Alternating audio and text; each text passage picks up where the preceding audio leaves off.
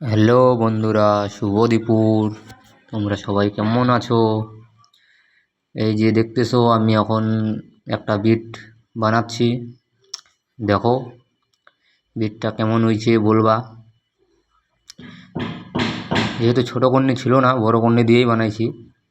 ছোটো কর্নিটা আলাদা কাজে লাগাইছিল, আর একটা বিট বানাইছিল ওইখানে, ওইটা ছিল। তার জন্য বড় কর্নি দিয়েই লাগানোর চেষ্টা করতেছি। দেখো লাগাচ্ছি, কেমন হয়েছে বলবা।